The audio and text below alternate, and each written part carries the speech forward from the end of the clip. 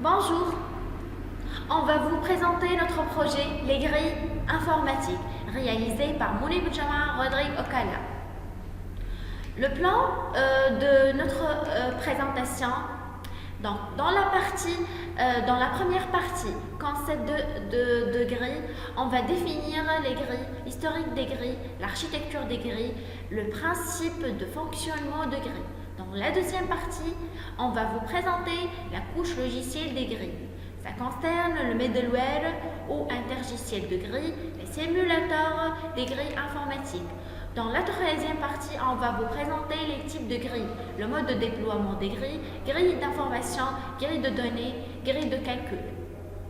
Dans la quatrième partie, on va vous présenter le grid 5000 et on va entamer avec la partie simulation. Pour la première partie, concept des grilles. Le concept des grilles correspond à la réalisation des vastes réseaux mettant en commun des ressources informatiques géographiquement distantes. Cette idée était déjà présente dans les années 1960. La réalisation de grilles informatiques se heurte encore de nombreuses difficultés techniques, politiques, économiques, etc. Voici un exemple sur l'analogie des réseaux de distribution électrique et du grid computing. Voici un réseau de distribution électrique avec plusieurs sources de production d'énergie et un consommateur d'énergie. Ce consommateur étant physiquement relié à ce réseau va pouvoir utiliser l'énergie. Les ressources mises à la disposition sans se soucier de quelle ressource provient exactement cette énergie. Dans un réseau électrique, il y a plusieurs sources de production d'énergie et l'utilisateur final consomme une partie de cette énergie sans forcément savoir d'où elle provient. Voici un réseau électrique, des centrales qui produisent l'électricité, un réseau haute tension pour l'acheminement. Cette idée est utilisée dans le calcul du grid informatique. Un utilisateur possède un ordinateur et nécessitant une énorme puissance de calcul peut, avec le système de grille informatique, soumettre ses tâches à plusieurs supercalculateurs enregistrés sur la grille. Dans une grille de calcul, il y a plusieurs sources de puissance de calcul et l'utilisateur peut lancer des tâches et qui vont consommer une partie de cette puissance sans forcément savoir où s'exécute la tâche. Grille informatique, des ressources informatiques, calcul, stockage, un réseau pour relier les ressources Internet et des services. La définition de grille. C'est une infrastructure virtuelle constituée d'un ensemble de ressources informatiques. Grand nombre de machines hétérogènes et délocalisées, constituées d'équipements techniques d'ordre matériel et logiciel, qualifiées de virtuelles car les relations entre les entités qui les composent n'existent pas sur le plan matériel, mais d'un point de vue logique. Et voici un schéma qui définira les grilles.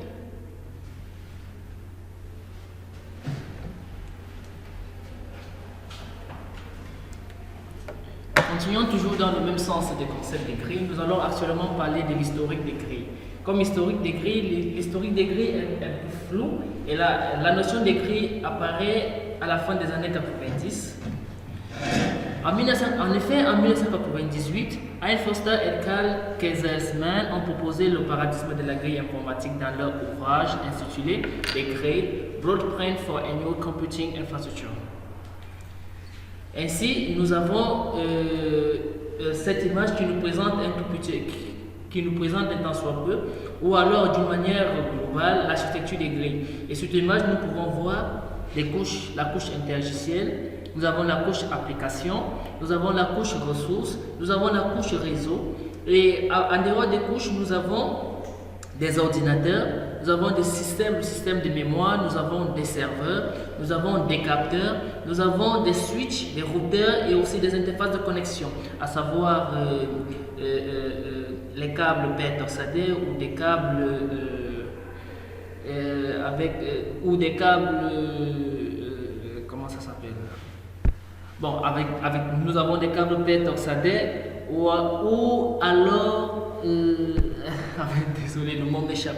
En dehors de ça, nous avons l'accès uniformisé aux ressources de calcul, nous avons des services de communication, nous avons les collaborations et des instrumentalisations à la distance. Ça, c'est le modèle des couches, le modèle en couche de l'architecture des grilles. Nous avons des couches hautes axées sur l'utilisateur. Nous avons des couches basées sur l'orienté vers les ordinateurs et les réseaux.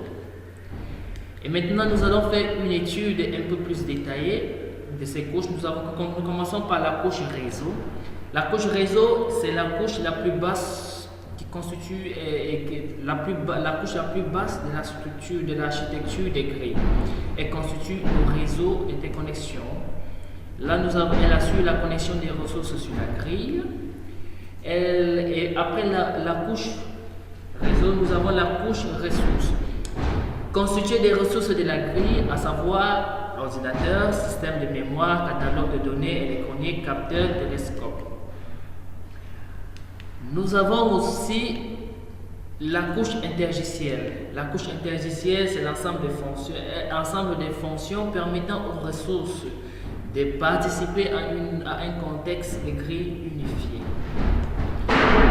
Et là, la couche intergicielle nous permet aussi le cerveau de la grille, la gestion des ressources, déjà l'ordonnancement, c'est-à-dire le scheduling, la réservation, les services d'information.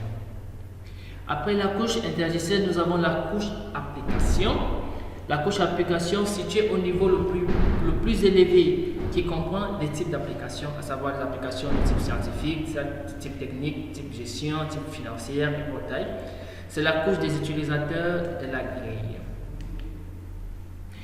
Le principe fonctionnement des grilles. Nous avons le modèle maître-serveur. En fait, nous avons deux types de fonctionnement au niveau des grilles. Et le premier modèle, ou bien le premier mode de fonctionnement, nous avons le mode maître-serveur. Les techniques utilisées ici sont le pull et le push.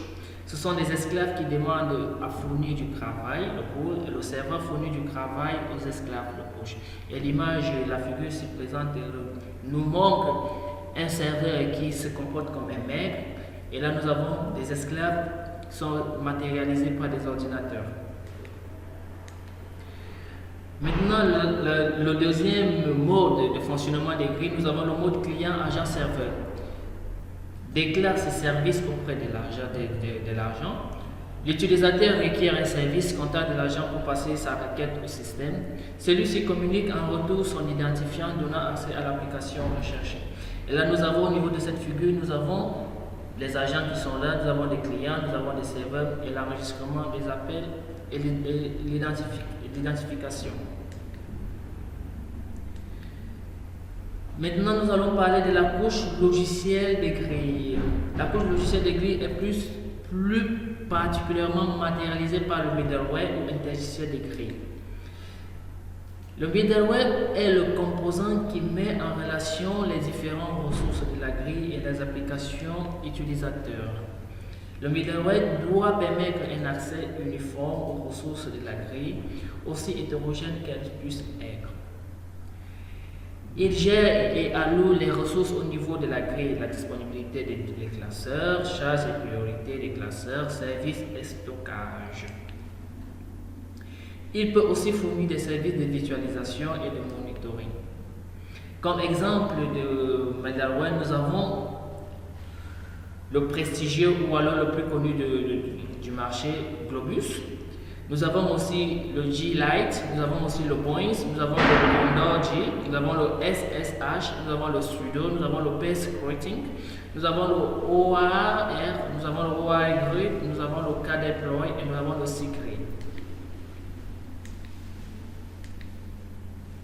Et là, nous avons cette image qui regroupe en grosso modo l'importance ou bien le rôle du middleware dans la grille. Nous avons des capteurs, des ressources, nous avons des clusters, deux clusters avec des jobs qui sont distribués. Et au milieu, nous avons le middleware qui centralise, qui coordonne toutes les activités. Et pour être encore plus en détail, sur le rôle du middleware, nous avons aussi cette figure qui nous présente encore en plus en profondeur l'importance du middleware ou bien de l'interlogiciel dans une grille. Les simulateurs.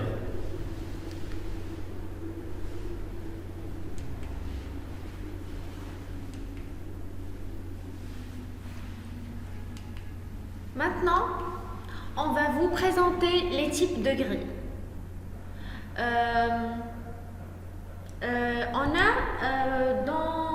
On a le mode de déploiement des grilles. On a le client, le type client-serveur.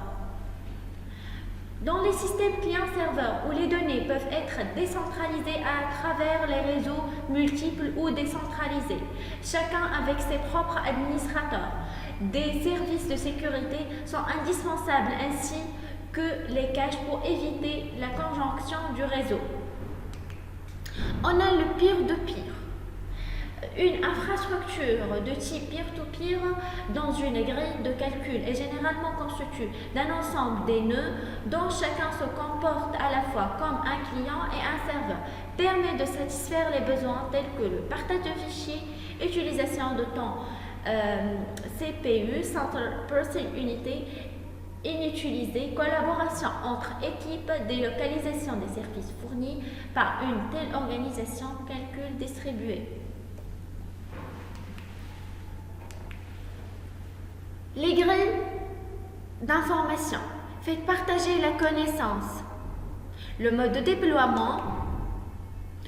Le modèle client-serveur. Le cas des sites web. Sans doute la première incarnation du concept de grille. Accès à l'information à partir d'une adresse HTTP, à partir d'un moteur de recherche. Transparence lors de l'accès à l'information. On ne sait pas toujours d'où vient l'information. Le modèle distribué aussi peer-to-peer, JNutella, FreeNet. Pour les grilles de données, stockage distribué à grande échelle, partage de données, musique, vidéo, données scientifiques. Le modèle de déploiement. On a modèle client-serveur, le cas de Napster, voilà utilisateur A, Napster, ou utilisateur B, Napster, serveur Napster, association musique IP. Entre les clients serveurs et le P2P, accès à des données via un site unique contenant un index, stockage des données, partage des données intolérables, copies multiples sans aucun contrôle. Limite de l'approche plutôt du client-serveur que réellement peer-to-peer, serveur attaquable. Pas de tribunaux ou pas d'autres. Aussi, on a le modèle distribué peer-to-peer, recherche décentralisée à la Google. Pour les grilles de calcul, augmenter la puissance de calcul. Pour le mode de déploiement, on a le modèle client-serveur, super computing. Le principe. Donc, pour le supercomputing,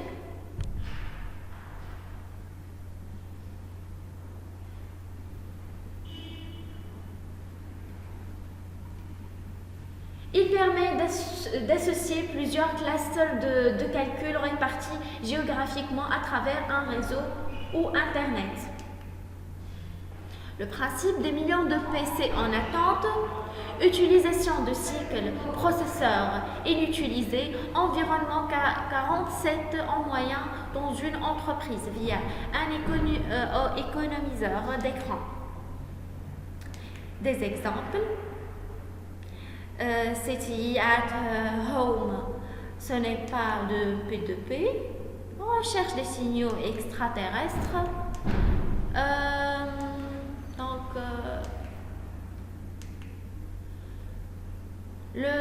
Et voilà une image qui représente le supercomputing.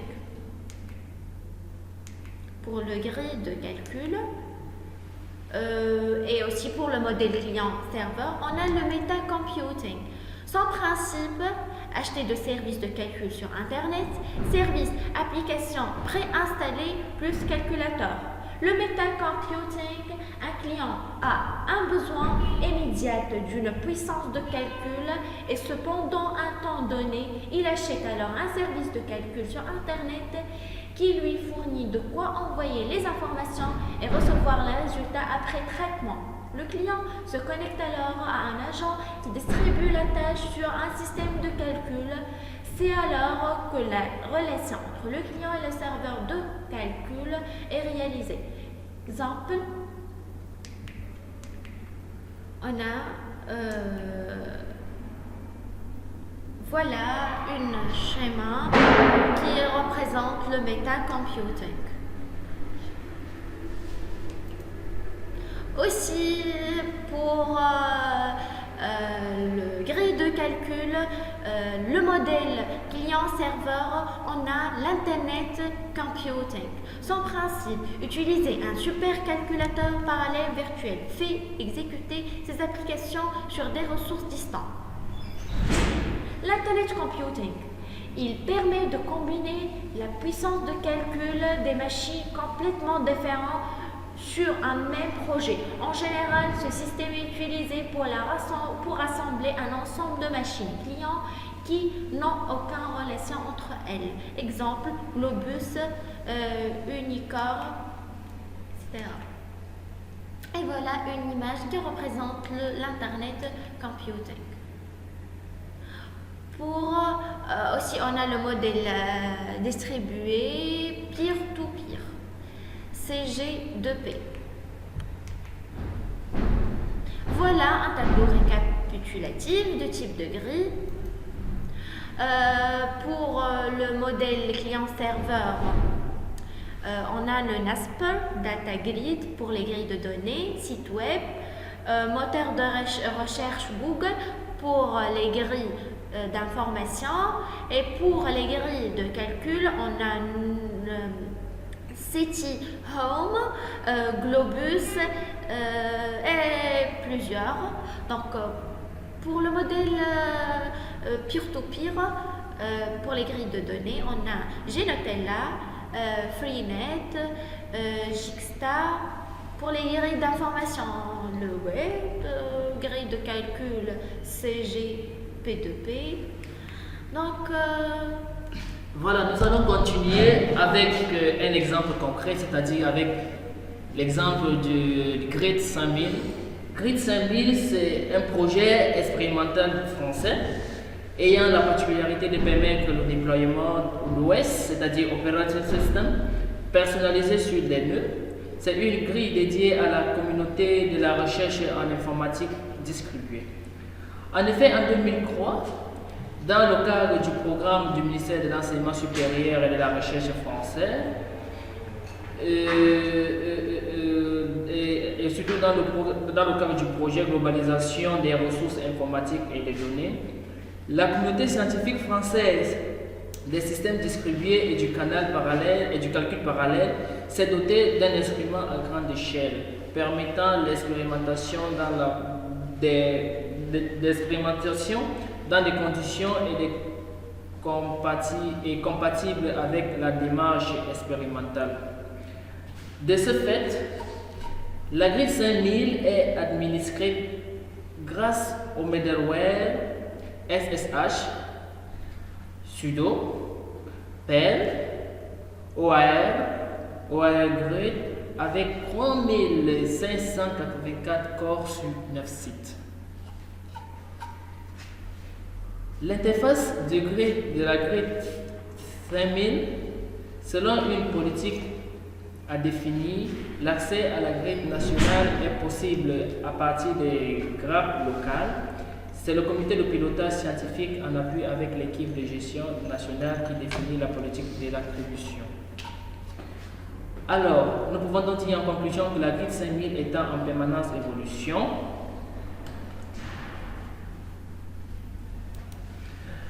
des interactions avec des grilles expérimentales à l'étranger sont en cours de réalisation, notamment la grille NARIGI et la grille DAS. Maintenant, pour être un peu plus pratique et concret dans notre projet, nous allons vous présenter une simulation avec le simulateur Optor Sim 2.1. Mais avant tout, nous allons d'abord vous présenter quelques simulateurs présents sur le marché. Et voilà, quelques simulateurs.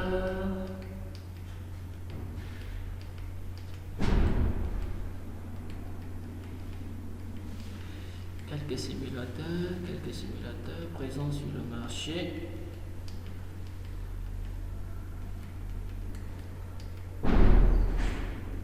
Quelques simulateurs.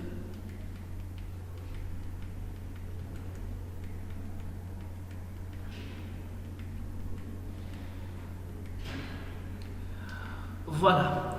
Ici, nous avons un tableau récapitulatif qui représente en quelque sorte les quelques simulateurs de grilles informatiques présents sur le marché. Nous avons le Brick, nous avons le Grid Sim, nous avons le MicroSim et OptorSim. Et pour notre cas, nous allons donc choisir OptorSim pour faire notre simulation.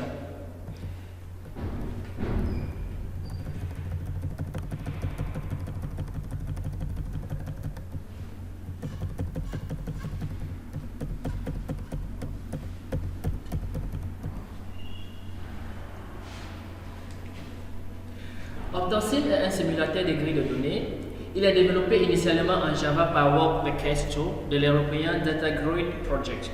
Pour installer ou pour utiliser OptorSim 2 pour la version 2.1, il faut télécharger le fichier zippé d'OptorSim sur le lien suivant. Ou alors nous avons les deux liens pour télécharger le fichier. Une fois le fichier téléchargé, on se place dans le dossier, on le dézippe, on se place dans le dossier à l'aide de l'unité de commande. Et voilà, nous allons donc l'installer. Pour installer, étant donné que OptorSim est développé en Java, il faut d'abord s'assurer que la machine virtuelle Java est installée dans notre terminal. Et la vérification se fait par la commande suivante, en tapant la commande ent $, et une fois la commande, si la machine virtuelle n'est pas installée, vous aurez un message qui va vous dire la machine n'est pas installée. Dans le cas concret, si la machine n'est donc pas installée, vous pouvez installer la machine virtuelle, à savoir le JDK du Java, en tapant la commande suivante, sudo espace spt-install-espace JDK. Vous lancez la commande et nous aurons ceci, l'interface que vous voyez qui va s'afficher pour l'installation de la machine virtuelle. Une fois la machine virtuelle installée, il faut donc taper la commande ent.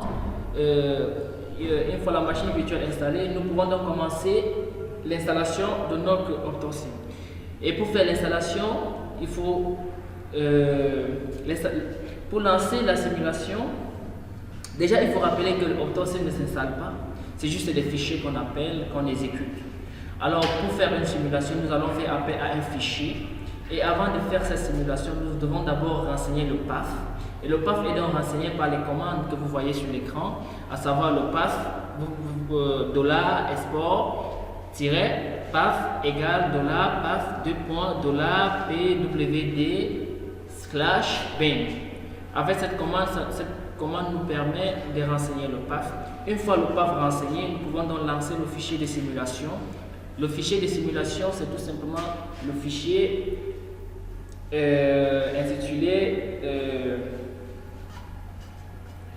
octosim.bash ou bien .sh. .bash selon les études avec le système Windows, ou le octosim.sh selon les exécute dans le système Unix ou bien le système Linux.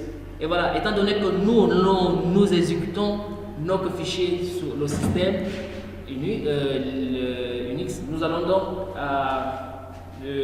sur une distribution Unix, nous allons donc appeler le fichier octosim.sh.